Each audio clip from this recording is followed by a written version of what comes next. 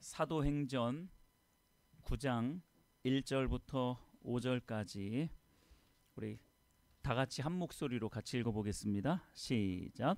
사울이 주의 제자들에 대하여 여전히 위협과 살기가 등등하여 대제사장에게 가서 다메섹 여러 회당에 가져갈 공문을 청하니 이는 만일 그 도를 따르는 사람을 만나면 남녀를 막론하고 결박하여 예루살렘으로 잡아오려 함이라. 사울이 길을 가다가 다메섹에 가까이 이르더니 호련히 하늘로부터 빛이 그를 둘러 비치는지라. 땅에 엎드러져 들음에 소리가 있어 이르시되 사울아 사울아 내가 어찌하여 나를 박해하느냐 하시거늘 대답하되 주여 누구시니까 이르시되 나는 네가 박해하는 예수라. 아멘. 오늘 이 본문 말씀 사도행전 9장 1절부터 5절까지의 말씀을 통해서 만남과 자각 그리고 변화라는 제목의 말씀을 함께 나누도록 하겠습니다. 바울이라고 하는 이 사울, 이 사도행전에 바울이라고 하는 이 사울 이야기가 굉장히 많이 나오는데 이 바울이라고 하는 이 사울은 기독교 역사에 있어서 굉장히 큰 의미를 갖는 그러한 인물입니다. 신약 성경이 27권으로 되어져 있는 그 책인데 그 27권 중에 13권의 성경을 쓴 사람이 바로 바울이고요.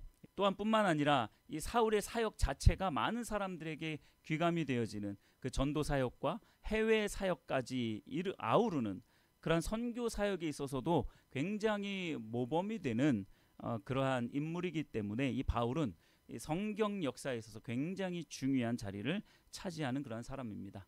뭐 바울이라고도 하고 사울이라고도 합니다. 바울은 사울이 예수님을 만나고 난 다음에 바울로 바뀌었다. 뭐 이렇게들 많이 알고 있는데 그거는 아니고요. 사울이라는 이름이나 바울이라는 이름은 같은 이름이에요. 근데 사울은 히브리식 표현이고 유대인들의 표현 방식이 사울이고 그리고 바울은 로마식 표현이 바울입니다. 그러니까 같은 이름이에요. 같은 이름인데 물론 살짝 뜻은 다르지만 로마식 이름은 바울이고 히브리식 이름은 사울입니다. 그러면 어느 때에 사울에서 어느 순간 보니까 사울에서 바울로 바뀌어서 바울의 이름으로만 뒷부분은 쭉 불려져요. 그래서 사람들이 예수님을 만나고 난 다음에 바울이라고 이렇게 바뀌었다라고 생각을 하는데 전혀 안 그래요. 예수님을 만나고 난 다음에도 사울이라는 이름이 한동안 계속 쓰여집니다. 그러다가 어떤 때 바울로 이름이 바뀌어지냐면 바울이 본격적으로 선교 사역을 할 때 이방 선교를 할 때에 사울에서 바울로 바뀌어져요. 그게 이제 13장에 나오거든요. 사도행전 13장에 이제 바울로 바뀌어지고 그때부터는 계속 바울로 쓰여집니다. 왜냐하면 헬라식 이름, 이방인식 이름, 그 로마식 이름이 이방인들에게 복음을 전하는 데 있어서 그 이름을 쓰는 게 더 낫겠다라고 생각을 한 거죠. 그래서 그때부터는 계속해서 바울로 이름이 쓰여졌습니다. 어찌되었든 이 바울이라고 불리는 이 사울은 주의 제자들에 대하여 오늘 1절 말씀에 보니까 주의 제자들에 대하여 여전히 위협과 살기가 등등했다라고 그렇게 표현을 하고 있어요. 주의 제자들을 향해서 여전히 위협과 살기가 등등했다. 그러니까 여전히 위협과 살기가 등등했다라는 것은 이전에도 그랬고 지금도 현재도 여전히 그 태도가 변함이 없이 위협과 살기가 등등했다라는 거예요. 제가 살기를 사전적으로 이렇게 찾아봤더니 죽이려고 하는 그 의도와 계획이 다분한 거예요. 그래서 죽이려고 하는 그 마음이 그 마음 가운데 가득 찬 마음, 그게 살기더라고요. 아니 왜 이렇게 예수 믿는 자들을 이렇게 위협하고 죽이려고 그렇게 살기가 등등했을까? 이 본문 말씀이 있기 전에 사울은 스데반이라는 한 집사, 기독교로 개종한 이 스데반이라는 한 집사를 죽이는 데 있어서 앞장섰던 그런 사람으로 표현되어지고 있습니다. 스데반까지 죽였어요. 그리고 거기다가 그것도 모자라서 성도들은 그 스데반의 죽음 때문에 굉장히 슬퍼하고 있는 그런 상황 가운데에 사도행전 8장 3절에 보니까 사울은 계속해서 어떤 마음을 품고 있냐면 이 교회를 잔멸하려고, 그러니까 잔멸한다는 것은 뿌리채 완전히 뽑아버린다는 거예요. 이 땅에서 그림자조차 없이 하려고 하는 그런 마음이 잔멸한다는 거예요. 그러니까 교회를 그렇게 이 땅에서 완전히 뿌리 뽑아 버리려고 예수님 믿는다는 그러한 사람들의 집까지 쳐들어갑니다. 집까지 쳐들어가서 남녀를 막론하고 다 잡아다가 옥에다가 넘겨요. 옥에다 넘겨지면 그 사람은 이제 뭐 사형을 당한다든지 아니면 고난을 받다 고문을 받다가 죽는다든지 그런 일들을 당하겠죠. 자, 이렇게까지 사울은 교회를 잔멸하고 싶어하고 예수님 믿는 사람들을 잡아다가 다 죽이고 싶어하는 그런 마음이 여전히 있었다는 거예요. 왜 이렇게 사울의 분노가 강했느냐? 유대주의자입니다. 유대인이에요. 뼛속 깊이 유대인입니다. 오직 하나님 한 분만을 섬기는 사람. 예수님은 이단이야. 그에게 있어서. 그러니까 예수라는 그 이단을 믿는 이 사람들은 다 잡아다가 죽여도 마땅하다라는 그런 생각이 있었어요. 그러니까 하나님만을 생각한 그 마음, 결국은 그것이 잘못되어진 마음이었죠. 결국 그 마음 때문에 예수님 믿는 사람들을 어디든 찾아가서 다 잡아 죽이려고 한 거예요. 그러다가 자기 동네, 자기가 살고 있는 그 자기 바운더리 안에 있는 그 그리스도인들을 잡아다가 죽이는 것으로도 모자라서 200km가 넘는, 대부분 한 225km 정도 되는 다메섹이라는 외국입니다. 거기는 오늘날로 말하면 시리아의 수도죠. 그 먼 곳까지 가서 200km가 넘는, 지금이야 차가 있으니까 뭐 200km 몇 시간이나 되겠어요. 뭐 한 3시간이면 가죠. 근데 그때 당시에 차가 없었잖아요. 걸어서 도보로 하루에 20km를 걷는다 하더라도 10일이 걸리는 그런 먼 거리를 가서 뭐 했다고요? 예수 믿는 사람들을 잡아다가 핍박하고 때리고 죽이는 그 일을 했던 거예요.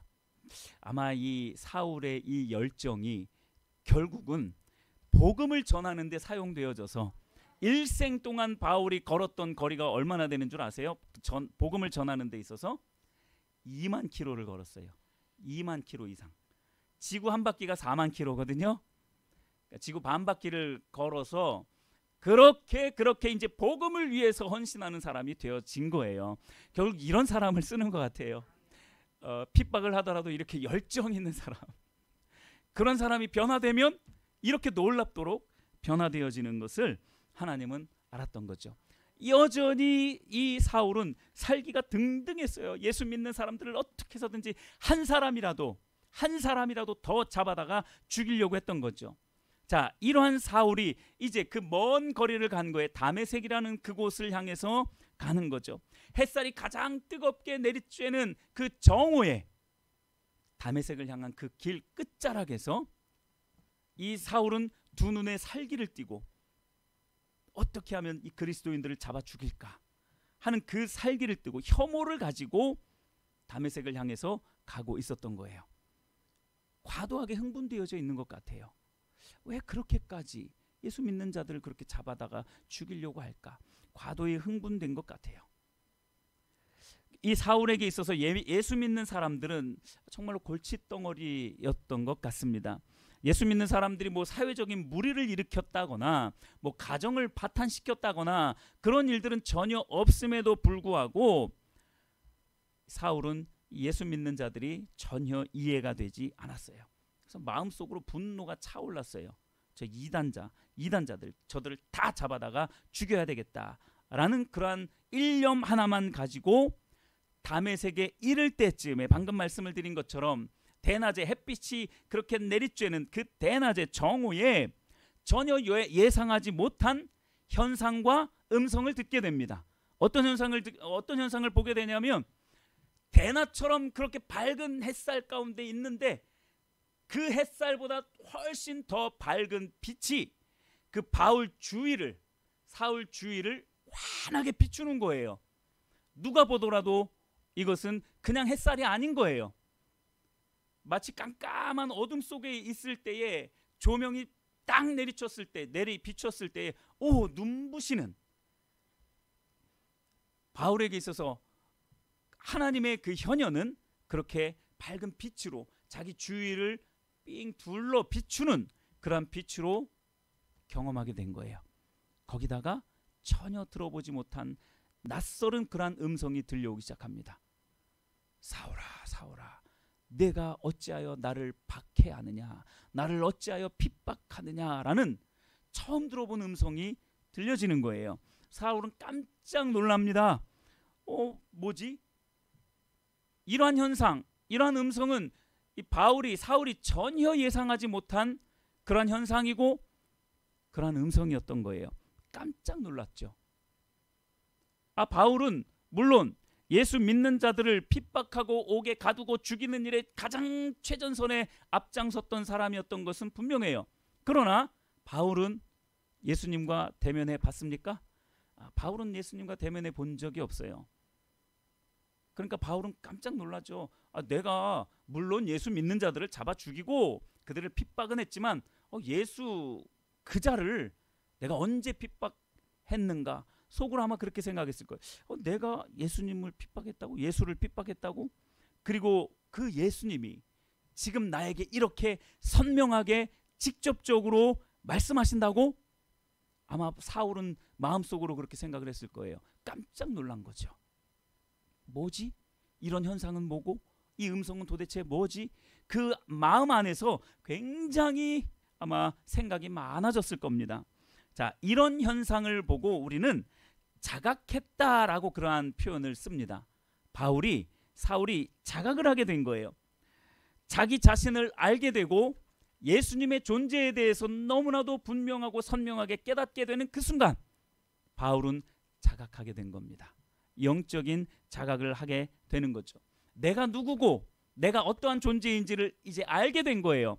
바울은 하나님을 사랑해서 하나님만 예배하기 위해서 예수라는 이단, 그리고 예수라는 그 이단을 믿는 사람들을 다 잡아 죽이는 것이 가장 하나님께 충성된 일이라고 생각을 했는데 이 놀라운 현상 앞에 자각하게 된 거예요. 내가 죄인이구나. 내가 죄인이고 내가 십자가에 달려 돌아가신 그 예수를 핍박하는 자구나라는 것을 깨닫게 된 거예요. 그리고 그 예수님의 음성을 통해서 완전히 바울의 생각이 깨져버린 겁니다. 그 사고의 틀이 완전히 깨져버린 거예요. 그것을 우리는 자각이라고 이야기를 하고 또 다른 말로는 각성했다라고 그렇게 표현을 합니다. 각성했다라는 것은 awaken 해가지고 깨어나는 거예요. 마치 잠에서 자고 있다가 갑자기 깨어난 거예요. 어떤 충격적인 그러한 사건을 통해서 갑자기 깨어난 겁니다. 자각이 되었든 각성이 되었든 온전한 정신으로 돌아오는 거예요. 마치 잠에서 깨어난 것처럼 온전한 정신으로 돌아온 겁니다. 자, 그러면 바울은 이전에는 제정신이 아니었던 거예요. 제정신이 아니었기 때문에 예수 믿는 자들을 잡아 죽이기도 했고 예수님을 핍박하고 예수님을 대적하고 예수님을 믿지 않으려고 했던 겁니다. 그 안에서 예수님을 거부하고 있었던 거예요. 이것은 제정신이 아니었던 거죠. 그러나 예수님을 만나고 난 그 이후부터 이 바울은 자각하게 됩니다. 각성하게 되어 깨어나게 됩니다. 온전한 정신으로 돌아오게 되는 거죠. 자, 우리 인생이 진실로 아름답게 변화되는 그러한 순간은 이러한 자각이 있을 때 일어나는 줄 믿으시길 바랍니다. 이러한 각성, 자각, 삶의 태도가 180도 변할 수 있는 그러한 근거는 이러한 자각과 각성이 일어날 때에만 일어날 수 있다라는 겁니다. 창세기 28장에서의 야곱을 한번 보세요. 위대한 신앙의 가문에서 태어났어요. 아브라함, 이삭이라는 그 위대한 신앙의 가문에서 태어난 이 야곱이 하나님에 대해서 너무나도 잘 알았겠죠. 그리고 하나님은 나와 함께 하신다라는 것 역시 그것도 잘 알았을 겁니다. 그러나 야곱이 그 형 에서의 장자권을 빼앗고 난 다음에 외삼촌 라반의 집으로 도망을 가다가 어떤 일들을 만나게 되냐면 창세기 28장 16절 17절에 이렇게 말씀을 하고 있어요. 그 외롭고 고통 가운데 있는 그 야곱이 잠을 청합니다. 28장 16절에 보니까 야곱이 잠이 깨어 이르되 여호와께서 과연 여기 계시거늘 내가 알지 못하였도다. 17절 이에 두려워하여 이르되 두렵도다 이곳이요 이것은 다름 아닌 하나님의 집이요 이는 하늘의 문이로다 하고 그러니까 야곱이 하나님의 임재를 모르는 사람이 아니에요. 하나님을 전혀 모르는 사람이 아니죠. 그런데 이렇게 외롭고 아무것도 바라볼 수 없는, 아무것도 의지할 수 없는, 자기 혼자밖에 남지 않은 그런 상황 가운데에서 하나님의 임재를 경험하니까 내가 하나님이 여기 계신 것을 내가 알지 못하였도다 라고 그렇게 말을 하는 거예요. 우리는 늘 이론적으로는 하나님이 나와 늘 함께 하신다는 것을 알아요. 그러나 우리의 삶 전체를 돌아보면 하나님의 임재하심은 온데간데 없이 항상 내 중심적으로, 나 중심적으로 내가 생각하고 계획한 그대로 살아가는 우리들의 모습을 발견하죠. 자, 야곱이 이렇게 외롭고 아무것도 의지할 것 없는 이러한 상황 가운데 무엇을 발견하게 됐냐면 하나님이 진짜 실제적으로 나와 함께 하시는구나, 나와 함께 그 임재에 계시는구나 라는 것을 깨달은 거예요. 그러니까 야곱이 뭐라고 고백합니까? 이곳은 하나님의 집이요 하늘의 문이다 라고 그렇게 표현을 했던 거죠. 하나님의 임재에 대해서 무지했던 사람이 아니에요. 실제적으로 그 하나님을 이제 경험하게 된 겁니다. 이게 자각이에요. 깨어난 거예요. 하나님을 온전히 받아들이고 그 하나님을 온전히 경험하게 되는 그러한 순간이 되어졌다라는 거예요. 야곱은 사실 이 하나님의 임재가 없이는 그 인생 전체가 껍데기와 같은 허무한 인생이라는 것을 그제서야 깨달은 거예요.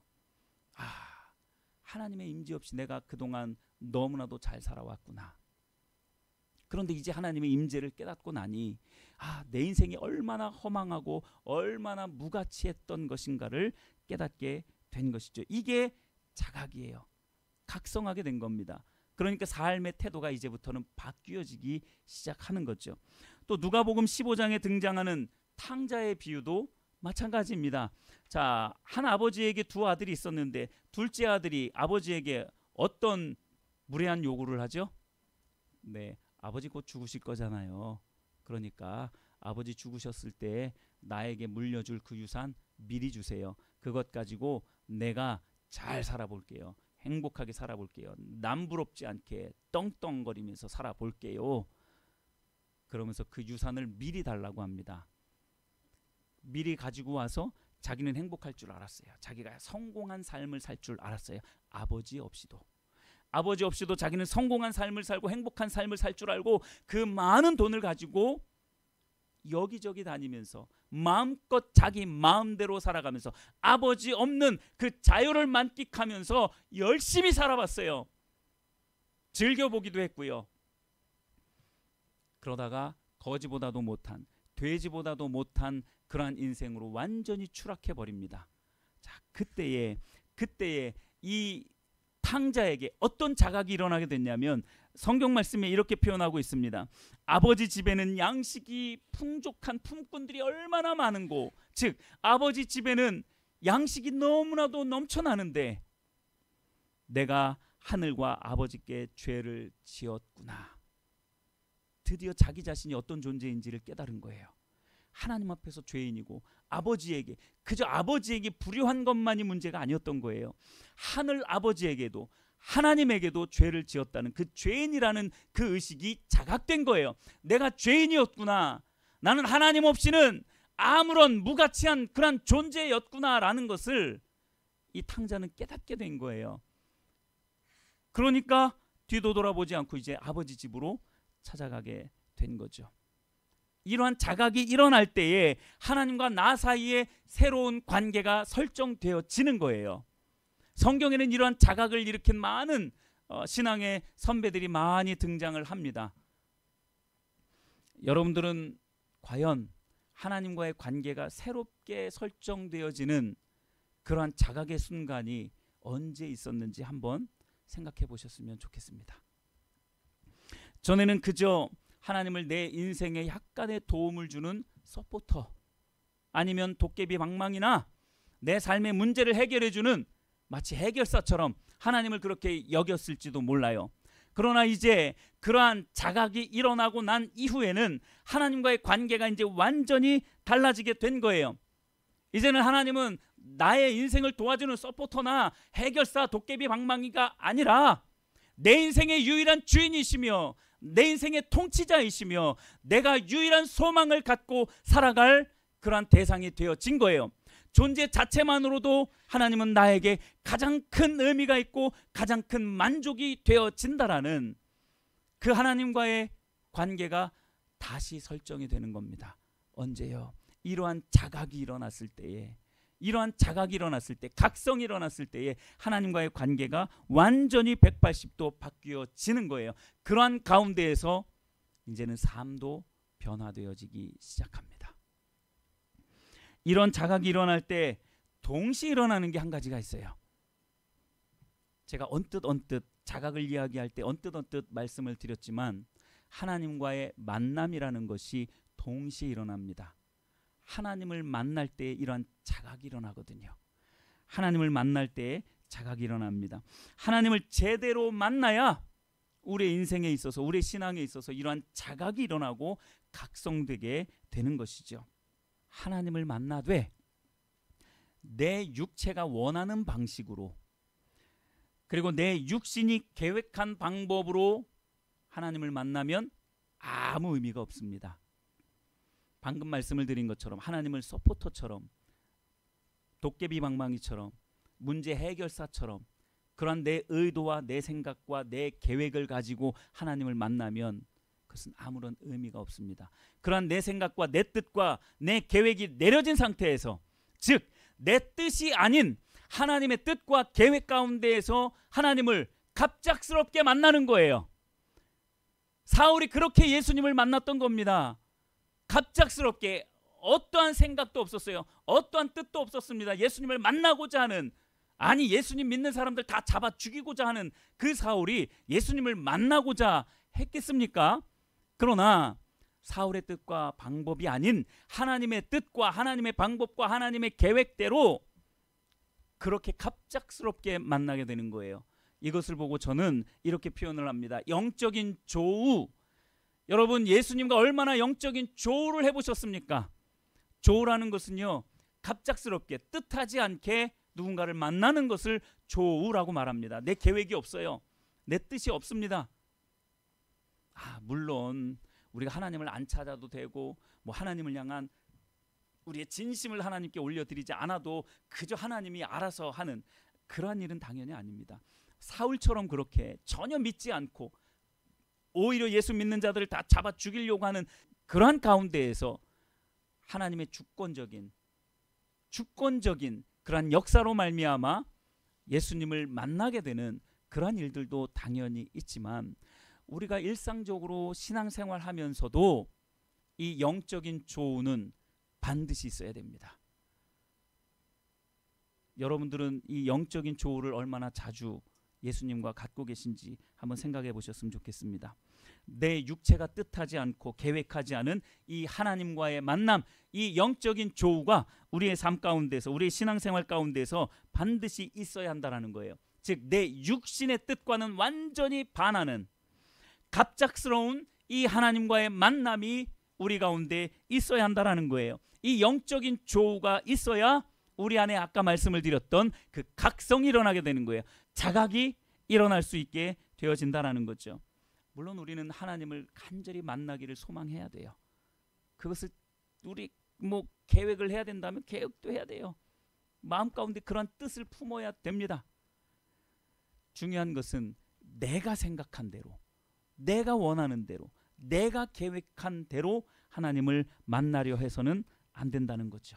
내 뜻과 목적이 철저히 내려진 상태에서 하나님을 만나야 한다는 거예요. 얼마나 우리가 하나님을 만나는 데 있어서 우리의 생각이 많이 들어가냐면, 제가 몇 가지만 말씀을 드려도 나는 이론적으로는 하나님을 그저 내 뜻과 내 생각 없이 만나려고 했던 것 같은데 이제 보니 많은 꼬리표가 달린 상태로 하나님을 만나려고 했구나 라는 여러분 자신의 모습을 자각하게 될 겁니다. 자, 보세요. 하나님을 만나고자 하되 아무런 사심 없이 하나님을 만나고 싶어 해요. 우리는 이론적으로는 그렇게 생각합니다. 그런데 하나님을 만나려는 그 성도들에게 하나님이 이렇게 말씀을 하세요. 야, 나를 만나려면 네 십자가를 져라. 모든 걸 포기해라. 네가 가지고 있는 그 모든 권한, 자존심 다 내려놔라. 네가 주장할 수 있는 그 무엇이 되었든지 다 내려놔라. 이렇게 말하면 잠깐만요 하나님. 잠깐만요 하나님. 그거는 조금만 하나님 하나님 흥분하지 마시고 하나님 왜 이러세요 저한테. 여러분 이게 우리가 하나님을 만나고자 하는, 하나님을 어떻게 만나고 싶으냐면 나는 십자가 지고 싶지 않고 내 자존심 내려놓고 싶지 않고 내 권한, 내 권리 이거 내려놓고 싶지 않고 그 상태에서 하나님만 만나고 싶은 거예요. 그러니까 내 뜻과 내 계획 가운데에서 하나님을 만나려고 하는 거죠. 그러니까 이 영적인 조우가 우리의 인생 가운데 일어나고 있지 않는 거예요. 내 뜻이 다 내려진 상태에서 하나님을 만난다? 불가능한 일인 거예요. 언제나 내 생각, 내 뜻, 내 계획이 항상 머릿속에 가득 차 있으니까 하나님을 만나되 내가 하고 싶은 건 다 하고 싶고 내 계획과 내 뜻은 다 성취가 되어져야 하고 그리고 하나님을 만나고 싶은 거예요. 날강도 같은 심보죠. 신앙생활을 하는 데 있어서도 그러한 날강도 같은 심보로 신앙생활을 하려고 하는 그러한 성도들이 너무나 많이 있습니다. 그러니까 영적인 조우가 일어나지 않아요. 그러니까 그 영적인 만남이 일어나지 않으니까 뭐가 일어나지 않습니까? 각성이 일어나지 않아요. 자각이 일어나지 않습니다. 내가 누구인지 발견이 되지 않아요. 그리고 하나님이 어떤 분인지 발견이 안 됩니다. 예수님이 어떤 분인지, 왜 예수님이 십자가에 달려 죽으셨는지, 역사 속에 분명히 존재하시는 그 예수님이 왜 십자가에 달려 돌아가셨는지 이해가 안 될 뿐만 아니라 마음으로 받아들이고자 하는 마음 자체가 없는 거예요. 여러분의 뜻과 여러분들의 생각과 계획 다 내려놓고 하나님을 만나시기를, 하나님을 갑작스럽게 조우하시기를 예수님의 이름으로 축복합니다. 이런 하나님과의 영적인 조우를 하지 못했다면 자각은 일어날 수 없어요. 나 자신에 대한 의식, 예수님에 대한 의식 전혀 일어날 수 없다는 것입니다. 진정한 자각이 일어나기 위해서는 내 인간적인 뜻과 내 육체가 원하는 목적을 완전히 내려놓고 하나님을 만나는 갑작스러운 그 조우가 필요하다라는 거예요. 자, 여기까지 한번 정리를 해보자면 이렇게 정리를 할 수 있습니다. 내가 계획하고 의도했던 모든 것들을 내려놓는 순간 우리는 하나님을 영적으로 조우할 수 있는 그 기회를 얻는 거예요. 반드시 내 뜻과 내 계획을 내려놓는다고 해서 하나님과의 영적인 조우가 일어나는 건 아니에요. 그건 조우가 아니죠. 그러면 그거는 이론이잖아요. 그건 원리잖아요. 내 뜻과 내 생각, 내 계획 다 내려놓으면 하나님과 조우할 수 있구나. 이거는 이미 정해진 논리고 원리잖아요. 그렇게 하나님을 만나지지 않는다니까요. 그러나 우리의 마음 중심은 항상 하나님 만나기를 간절히 바라고 내가 진짜 하나님만을 대면하기를, 그 살아계신 그 하나님, 인격체이신 그 하나님과 친밀한 교제를 나누기를 항상 마음속으로는 열망하고 있어야죠. 그래서 조우라는 것은 그러한 마음 중심으로 있을 때 어느 순간 하나님이 뜻하시고 하나님이 계획하신 어느 그 순간에 우리는 그것을 카이로스의 시간이라고 하죠. 하나님의 때에, 하나님이 계획하시고 작정하신 그때에, 하나님이 우리를 만나 주시려고 할 그때에 나도 모르게 갑자기 깜짝 놀라면서 그 하나님을 만나게 되는 거예요. 그럴 때에 우리의 의식이 바뀌어지게 되는 겁니다. 자각하게 되고요. 하나님과의 관계가 다시 설정이 되는 거예요. 이전에 하나님과의 그 관계가 온전하게 설정이 되었다 하더라도 우리는 가만히 놔두면 자꾸 어디로 간다고요? 자기중심적인 삶으로 돌아간다고요. 어느 순간인지 모르게 언제나 보면 그래요. 은혜가 넘치는 것 같고 하나님께서 늘 함께 하시는 것 같고 그러다가 그렇게 그런 기쁨과 즐거움과 감격과 환희 가운데 살아가다가 어느 순간 잠깐만 하고서 영적으로 딱 뒤돌아보면 또 하나님하고 이만큼 멀어져 있는 나의 모습이 보여집니다. 그게 영적인 자각이에요. 하나님과의 영적인 조우인 것이죠. 우리가 하나님의 계획 속으로 들어갈 때, 내 계획 속에 있는 게 아니라 하나님의 계획 속으로 들어갈 때에 이 영적인 조우는 가능하게 되는 것입니다. 이런 하나님과의 영적인 조우가 일어나면 우리 중심에서부터 무엇이 일어난다고요? 자각이 일어난다고요. 이 영적인 만남을 통해서 내 안에서부터 근본적인 개혁이 일어나는 거예요. 나에 대한 자의식이 완전히 바뀌고 하나님과의 관계가 새로 설정이 되어지는 거죠. 자, 이렇게 하나님과의 영적인 조우를 통해 자각이 일어날 때 비로소 자연스럽게 또 어떤 일들이 벌어지게 되냐면 생각과 삶이 하나님 중심으로 변화가 되어집니다.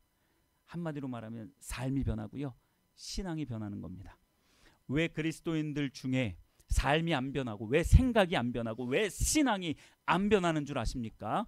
이 하나님과의 영적인 조우가 없고 자각하는 일들이 없으니까 삶이 안 변하고 신앙이 안 변하는 거예요. 그렇게 삶이 안 변하고 신앙이 안 변한 상태에서 교회 생활만 하니까, 종교 생활만 하니까 많은 사람들이 교회를 향해서 손가락질하기 시작한 겁니다. 이전에는 자기밖에 모르던 사람이 이제는 주변 사람들의 형편을 살피기 시작합니다. 주변 사람들의 형편이 눈에 들어오기 시작해요. 아, 저 사람 위로가 필요하구나. 아, 저 사람은 어떤 물질이 필요하구나. 저 사람은 힘과 용기가 필요하구나. 사람들의 형편이 보여지기 시작합니다. 내 감정과 내 생각이 제일 중요하다라고 생각했던 그 이기적인 사람들이 하나님과의 그 영적인 조우를 통하여 자각하게 되면 어떻게 삶이 변합니까? 이제는 남의 생각과 감정과 그 사람들의 의도함, 그 모든 것들 소중하다는, 이제는 바다와도 같은 넓은 마음의 사람이 되어져요. 이뿐만 아니라 하나님의 마음은 어떨까, 이러한 상황 가운데 하나님의 마음은 어떨까 하는 하나님의 그 마음 중심까지 헤아리는 그러한 사람으로 변화가 되어지는 거죠. 삶의 변화는 이렇게 이루어지는 겁니다. 하나님을 조우하고 그 안에서 자각할 때에 내가 누군지를 알고 하나님이 어떤 분인지 알게 될 때에 이러한 삶의 변화가 일어나는 거예요. 그렇지 않으면요, 우리의 삶은요 아주 이기적이고 협소하고 자기밖에 모르는, 내 생각이 가장 중요하고 내 감정이 가장 중요하고 내가 알고 있는 지식이 가장 맞는 지식이다라고 그 옹졸한 사고 가운데에서 살아갈 수밖에 없는 거예요. 온 우주 만물을 창조하신 그 하나님의 지식 그리고 그 지혜 전혀 맛볼 수가 없는 거죠. 전에는 성공과 행복을 위한 내 목표가 최우선이었다라면 이제는 하나님과 조우하고 자각하게 된 이제는 하나님의 일이 가장 최우선이고 하나님의 꿈과 비전이 무엇인지를 알기를 원하는 그 기도를 하게 되는 거죠. 여러분들 잘 생각을 해보십시오. 교회 다니면서 내 성공과 내 행복이 최고라고 생각하지 않았습니까? 그걸 위해서 하나님을 적당히 이용하면서 적당히 기도해가면서 하나님은 나를 도와주시기만 하면 되는, 서포터처럼 그냥 도깨비 방망이처럼 그렇게 생각하지 않았느냐라는 거예요. 여러분, 이런 변화가 어떻게 일어날 수 있다고요? 영적인 조우 그리고 자각하는 이 일들을 통해서 일어날 수 있다라는 겁니다. 예수 믿는 자들을 핍박하고 죽이려고 했던 바울이 어떻게 변했습니까? 이제는 그 예수님을 전하기 위해서, 그 복음을 전하기 위해서 오히려 역으로 자기가 핍박을 받고 죽음을 불사하는 그러한 사람이 되었다라는 거예요. 자신이 예수님을 핍박한 죄인이라는 이 사실이 자각된 바울은 자신이 죄인 중에서도 괴수라는 그 자각이 일어나게 된 거예요. 그 겸손함 가운데 모든 사역들을 감당하기 시작했죠. 하나님 나라를 위해 사는 것이 가장 행복한 일인 것을 바울은 드디어 깨닫게 되기 시작했습니다. 그래서 매를 맞아도 바울은 행복해요. 사람들이 볼 때는 미친 사람 같아요. 매를 맞아도 바울은 행복하고 옥에 갇혀도 바울은 소망이 넘칩니다. 바울을 보세요. 삶을 보세요. 감옥에 갇혔어도 찬송을 부르잖아요. 많은 사람들에게 복음을 전하기 위해서 서신을 또 쓰잖아요. 여러분 이러한 능력 있는 삶을 살고 싶지 않으십니까? 이게 여러분 하찮게 보여집니까? 전혀 그렇지 않습니다. 고린도후서 6장 9절에 보면 이렇게 말씀합니다. 9절과 10절에 보면 이렇게 말씀하고 있어요. 무명한 자 같으나 유명한 자요. 사람들은 그리스도인들을 무명한 자라고 그렇게 보지만 사실은 유명한 자요. 죽은 자 같으나 보라, 우리가 살아있고 징계를 받는 자 같으나 죽임을 당하지 아니하고, 근심하는 자 같으나 항상 기뻐하고, 가난한 자 같으나 많은 사람을 부유하게 하고, 아무것도 없는 자 같으나 모든 것을 가진 자로다. 할렐루야. 이 생각이 어떻게 나올 수 있겠느냐고요. 남들이 볼 때는 가난한 자 같고, 남들이 볼 때는 실패한 자 같고, 남들이 볼 때는 왕따 당하는 것 같지만 바울은 그렇지 않았습니다. 그리스도인들은 전혀 그렇지 않습니다. 하나님이 돌보시는 자이고 하나님이 이끌어 가시는 인생이기 때문에 근심하는 자 같지만 항상 기뻐하는 자이고, 실패한 자 같지만 가장 성공한 자라는 거예요. 그래서 바울이 빌립보서에서는 이렇게 말씀하고 있습니다. 주 안에서 항상 기뻐하라. 내가 말하노니 기뻐하라. 다시 말한다 이거예요. 기뻐하라는 거예요. 근데 이 빌립보서를 바울이 어디서 썼다고요? 감옥에서 썼다고요. 이 능력이 어디서 나오느냐고요?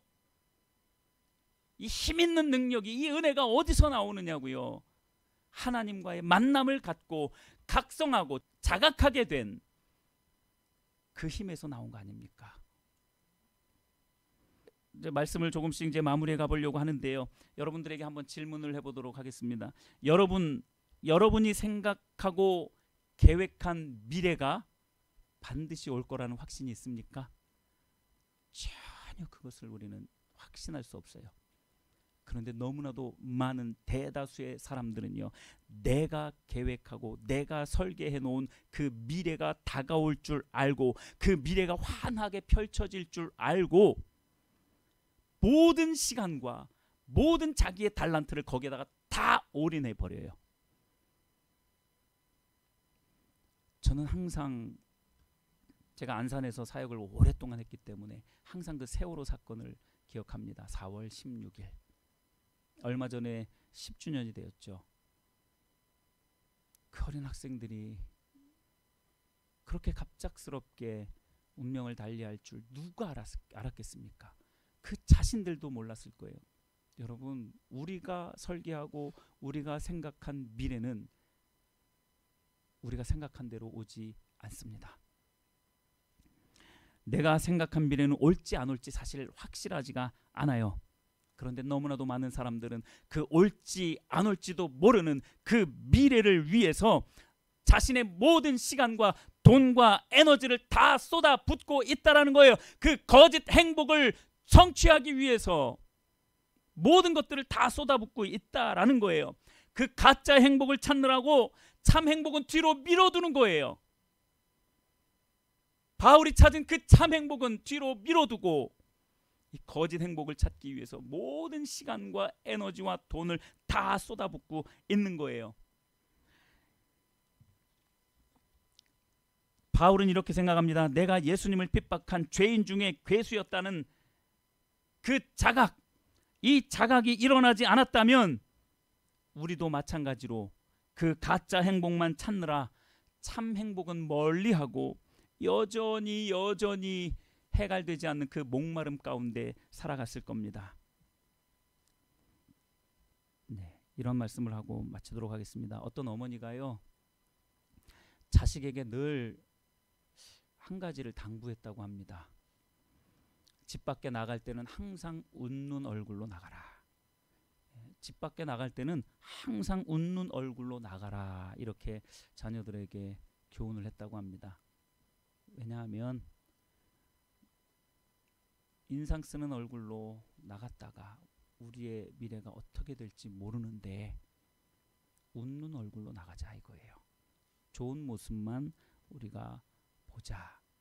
이러한 교훈으로 집 밖에 나갈 때는 항상 웃는 얼굴로 나가라는 거예요. 우리는 언제든 어느 때든 뜻밖의 시간 가운데 어떠한 예상치 못한 상황 가운데 낭패를 당할 수도 있습니다. 무언가를 조우하게 될 수도 있어요. 그런데 여러분, 가장 끔찍한 조우는 무엇인 줄 압니까? 내가 생각하는 그 행복, 그 미래를 위해서 열심히 준비하고 열심히 시간 쏟아붓고 열심히 일하고 열심히 공부하고 그 계획대로 차근차근 진행해 나가고 있는데 갑작스러운, 나도 생각하지 못한 뜻밖의 조우, 즉 지옥문 앞에서 사탄과 조우하게 되는 그 일이 없게 되기를 예수님의 이름으로 축복합니다. 열심히 살았는데, 나름대로 열심히 살았는데 인생 끝자락에 딱 다다라 보니 지옥문 앞에서 사탄과 조우한다. 여러분, 이거는 끔찍하다는 말로도 표현할 수가 없어요. 그 인생 어떻게 할 겁니까? 아무쪼록 하나님과의 영적인 조우를 통해서 자기 자신과 예수님에 대한 자각이 일어나서 실제적이며 능력 있는 삶으로 변화될 뿐만 아니라 진정한 참된 행복을 찾고 누리는 우리 사랑하는 회복가 부흥교회 모든 성도님들이 다 되시기를 예수님의 이름으로 축복합니다. 할렐루야, 아멘.